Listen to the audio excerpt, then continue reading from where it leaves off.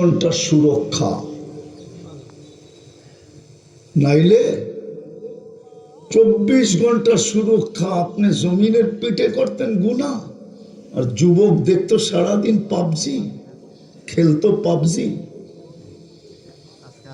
আর সারাদিন নেটে করতো চ্যাট, আর সারাদিন ইন্টারনেটের ভিতরে থাকতো, আর ওর যৌবনকে মাটিতে মিশাইতো। ও তো যৌবনকে মাটিতে মিশিয়ে দিতেছে ওরা দুই জিনিস দিয়া, একটা হলো মাদক আর একটা হলো ইন্টারনেট। ওরা তো জানেও না ওদের যৌবন যে মাটিতে মিশতেছে।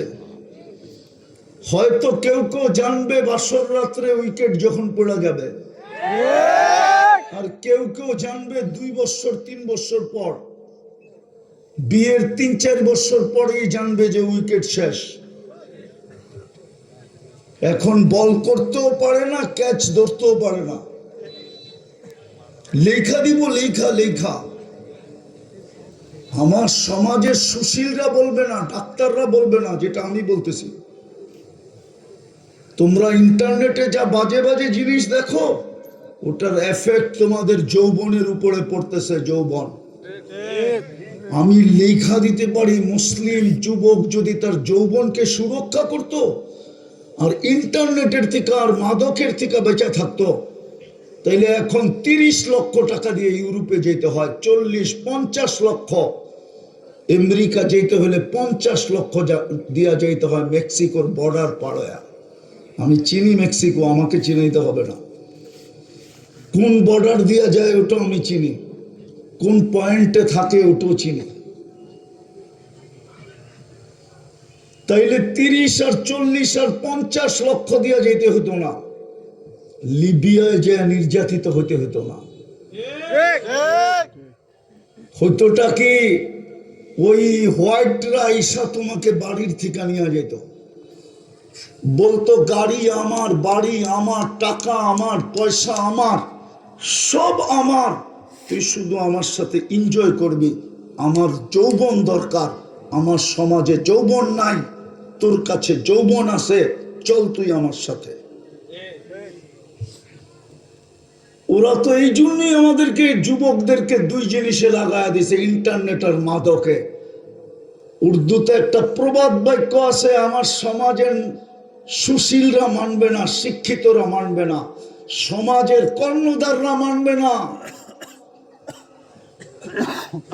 মাদক ব্যবহার করতে হয় না, মাদক ছুঁইলেও যৌবন চলে যায়, মাদকের ব্যবসা করলেও যৌবন চলে যায়।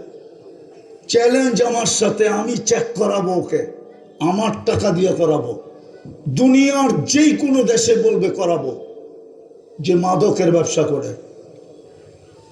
ওর স্বাভাবিক ওর স্বাভাবিক যৌবন নাই,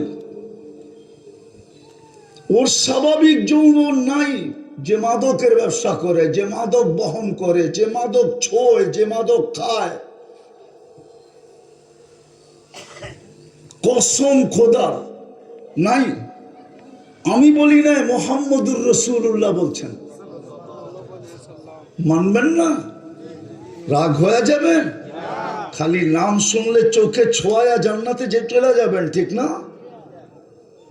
আমি বিরোধিতা করতেছি না, আপনার জন্যই পেটে পাথর বাঁধছে। সমস্ত ভান্ডারের চাবি দিছিল, ফেরত দিছে। মক্কার পাহাড়কে সোনা বানায় দিতে চাইছে, ফেরত দিয়া দিছে। মাসের পর মাস চুলা জ্বলে নাই, নাইলে মুহাম্মদুর রাসূলুল্লাহ থাকবে না খায়া, কিয়ামত হয়ে যাবে না আকাশে। আপনি তো চিনেনই না মুহাম্মদুর রাসূলুল্লাহকে, যার চুলের কসম খায় আল্লাহ। অদ্দোহা, বন্ধু আপনার চেহারার কসম, ওয়াল্লাইলি ইযা সাজা, আপনার চুলের কসম। যার জিন্দেগির কসম খায় আল্লাহ, লা উমরুকা, আপনার জীবনের কসম। যার প্রত্যেকটা অঙ্গ আল্লাহ কোরআনের ভিতরে উল্লেখ করেন, এরকম কোন অঙ্গ নেই যেটার উল্লেখ আল্লাহ করেন নাই।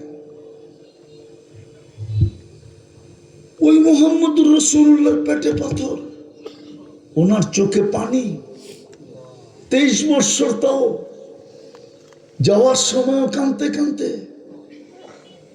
নিয়ে যান যত কার্ড আছে কবরে, দেখি কার্ডটা চলে। আমার সমাজকে বলতে যেছি আপনাদেরকে, কার্ড আছে না আপনাদের কাছে? না নাই? আইডি কার্ড আছে না? ভিজিটিং কার্ড আছে না?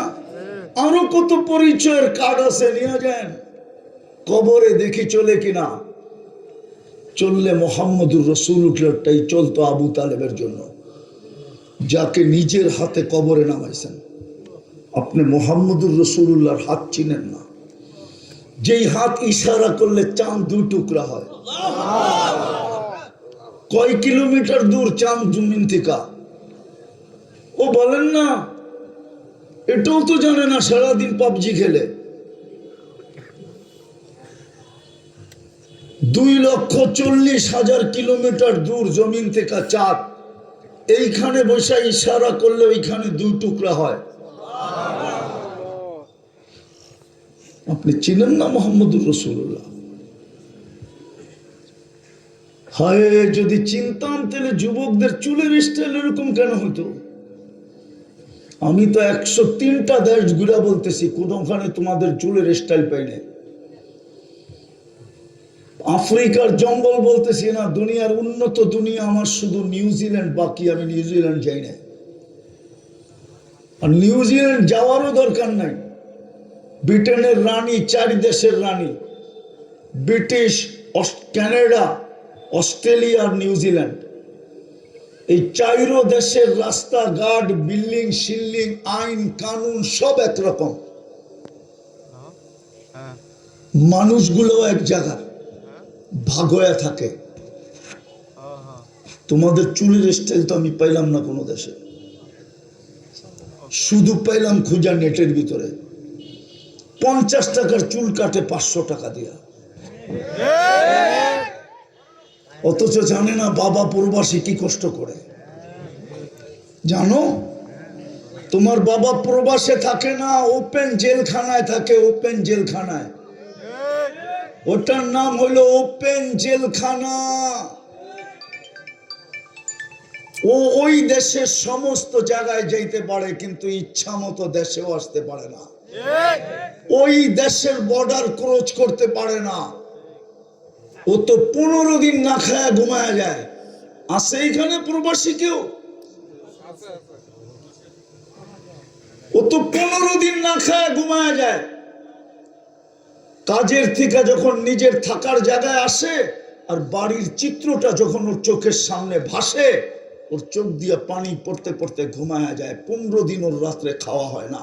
সকালবেলা কিছু একটা মুখে দিয়ে আবার ছুটা চলে যায় কাজে। ও জানে মাসের শেষে টাকা পাঠাইতে হবে, নাইলে আমার ছেলে এই স্টাইলে চুল কাটবে কি করে। মুহাম্মদুর রাসূলুল্লাহর দিল দুখায়া, মুহাম্মদুর রাসূলুল্লাহর কলিজার ভিতরে ছুরি চালায় এই স্টাইলে চুল কাটাবে কি করে। আমার ছেলে পাই খাকাবে কি করে, আমার স্ত্রী মার্কেট গরম করবে কি করে, আমার বাবা বাজারে যায় মাছের দাম বাড়াবে কি করে। সমস্ত প্রবাসীদের বাবারা মাছের দাম বাজারে যায় বাড়ায়। সমস্ত প্রবাসীদের ঘরের মহিলারা মার্কেট যায় গরম করে। আর যুবকরা ব্র্যান্ডের মোবাইল কিনে আর পাবজি খেলে আর মোটর সাইকেল ভাব দেখায়। রাগ হলো না? তোমাদের পায়ে হাত দিয়া বলতেছি, আমি বুঝাইতে চাইতেছি। তোমার বাবা তো ওপেন জেলখানায় থাকে, আমার চেয়ে বেশি কেউ দুনিয়া দেখে নাই। বাংলাদেশে কোনো দ্বিতীয় ব্যক্তি নাই আমার চেয়ে বেশি দুনিয়া দেখছে। আমি অহংকার করে বলতেছি না, বৎসরে 2-4 বার এরকম হয় আমি 3 বেলা 3 মহাদেশে খাই, 3 মহাদেশে।